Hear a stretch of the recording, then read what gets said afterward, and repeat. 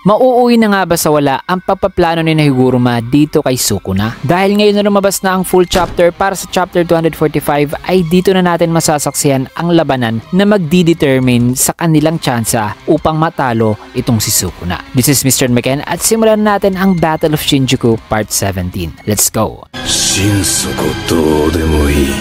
Right off the bat ay may kita si Uroumi at Hakari na nasa ere. Ang lugar na to ay may kalayuan sa lugar kung nasan si Sukuna ngayon, kaya napasabi si Uroumi na nahiwalay raw siya kay Sukuna. Pero nasa Shinjuku pa rin ang dalawa mga kaibigan. Maya-maya pa ay dito naman kagad nag-activate si Uroumi ng Frost Cam na ngayon may kitang umiihip, at ayon dito na ang Frost Cam ay isang manong uri ng teknik kung saan ay tinatarget daw nito ang kalaban ng isang freezing na curse energy na enough to freeze the target. Ang paraan ng pag-activate nito ay sinasabing ang tunay daw manong essence ng ice sorcery. Matapos yan ay dito na nga nagtagumpay si Uroumi na mapa-freeze ang buong kanang braso ni Hakari na nagpa-caught off guard kay Hakari. Kaya nang pansamantalang di makagalaw ng maayos si Hakari ay mabilis namang kumilos si Uroumi at sinuntok ang parte na napa-freeze nito, dahilan na naputol din ang braso ni Hakari. Kasabay niyan ay kaagad naman naghanda si Uroumi ng pangalawang atake na wikang tatapusin niya na raw ito. Ngunit laking gulat niya nang biglang may kamay na papahawak ngayon sa kanyang muka, nang sa di niya inasahan ay nag-heal na pala ang kanang braso ni Hakari na nakahawak ngayon sa ulo ni Uroumi at naghagis sa kanya sa bibig.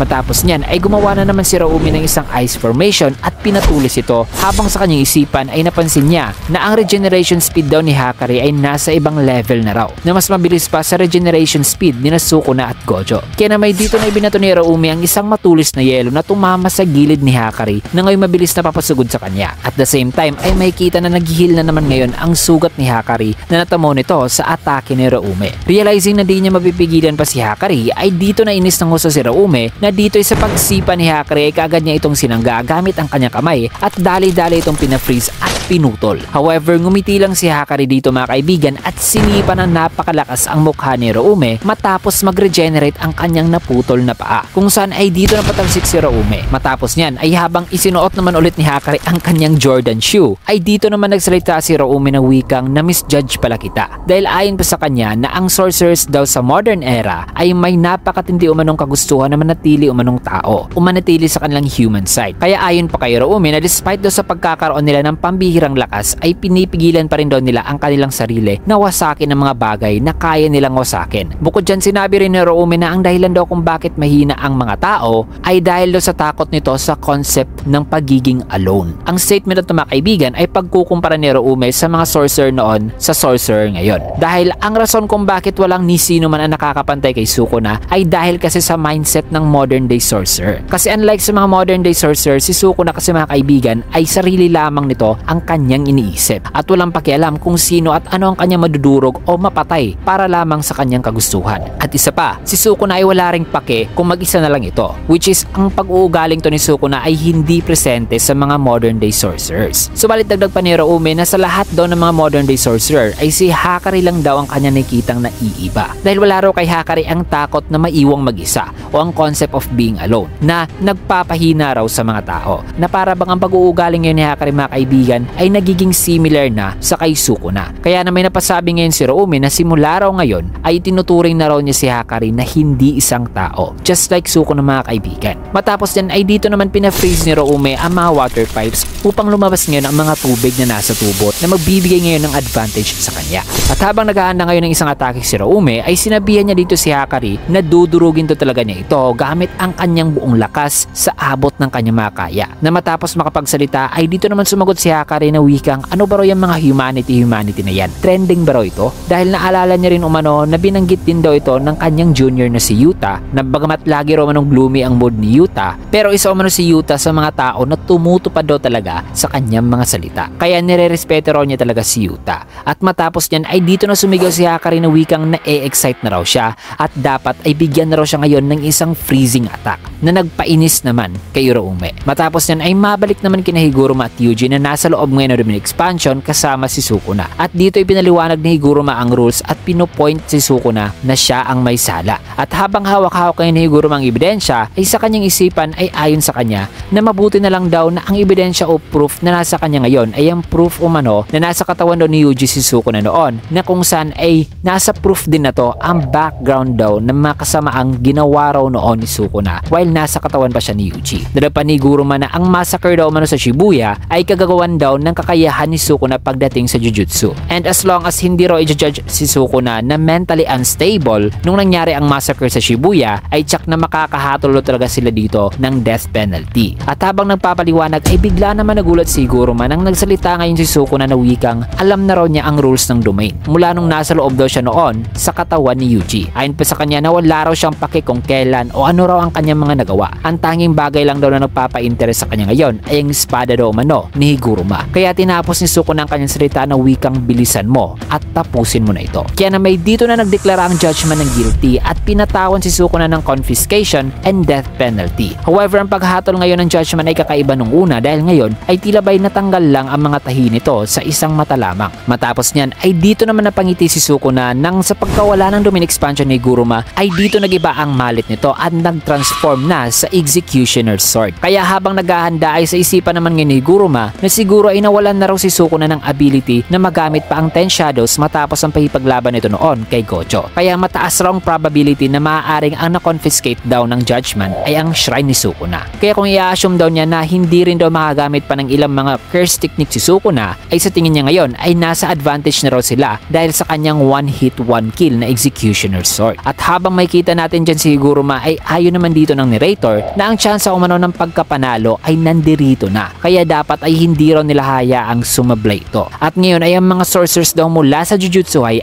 sasapak na rin daw. At dito makikita si Kusakabe, Choso at Ino na ang mga tinutukoy ng mga sorcerers na sasabak na raw sa laban. Ngunit na magte-take action na sila sa kanilang plano ay bigla namang pumasok sa isipan ni Higuruma ang boses na nagsasabi sa kanya na wikang gusto mo bang mamatay, Higuruma? Na matapos niyan ay dito na makikita si Ino na papasugod na sa likuran ni Sukuna habang si Choso na naghahanda na para sa isang piercing blood ay kasama naman ngayon si Yuji. Meanwhile si Kusakabe naman ay papasugod na rin kay Sukuna. Ngunit despite sa tila ba'y matagumpay nilang sneak attack ay biglang may napansin si Higuruma na para bang may mali o may nawawala ngayon sa kanilang golden opportunity na to. Na ang tanging nakapansin ngayon na para bang may mali ay si Higuruma lamang mga kaibigan at si Sukuna. Dahil maya-maya pa ay biglang nakapagpalabas si Sukuna ng slashing attacks mga kaibigan, and with no preparation ay dito nandun si Kusakabe sa harapan ni Higuruma upang depensahan ito sa mga slashing attacks. And in this moment ay na-realize na ngayon ni Higuruma na ang na-confiscate pala ay hindi ang curse technique kundi ang curse tool pala ni Sukuna. Kasi ayon pa rito na kapag ka ang nasasakdal daw ay may hawak na curse tool ay ang unang mako-confiscate ay ang curse tool daw at hindi ang curse technique nito. Kaya na may dito sumablay ang kanilang plano. Now, marami ang mga nagsasabi ngayon mga kaibigan na bakit di ron anticipate ni Higuruma na mangyayari ito, na wala bro itong alam sa kanyang Dominion Expansion. Well, ang rason mga kaibigan ay una, si Higuruma ay wala pang masyadong experience as a Jujutsu sorcerer. Dahil isa pa lamang siyang newly awakened sorcerer na dahil dyan, kakaunti lang ang kanyang nakaharap na 1 month mahigit pa lang ang kanyang experience ito mga kaibigan sa pagiging sorcerer. Pangalawa, ang rule ng kanyang confiscation ay ang pag-confiscate lang talaga sa curse technique ng kalaban. This explains why nagulat siya noon nung ang curse energy ni Yuji ang na-confiscate instead na ang curse technique. At doon lang niya nalaman na wala palang curse technique si Yuji, na kung walang curse technique ang sorcerer ay curse energy pala nito ang mako-confiscate. Kaya in this moment mga kaibigan ay masabi rin natin na ito palang ang kauna-unahang pagkakataon na may nakaharap si Higuruma na sorcerer na may hawak na curse tool, kaya di niya na-anticipate ang senaryo na ito. Kasi nung napaplano pa lamang sila noon mga kaibigan ay wala pang curse tool si Sukuna. Like ang alam lang nila ay ang shrine at ang Ten Shadows ang pwedeng ma-confiscate. Also kaya ganito ang nangyari ay dahil binanggit na pala noon mga kaibigan na ang curse tool ay may naka-imbued pala na curse technique.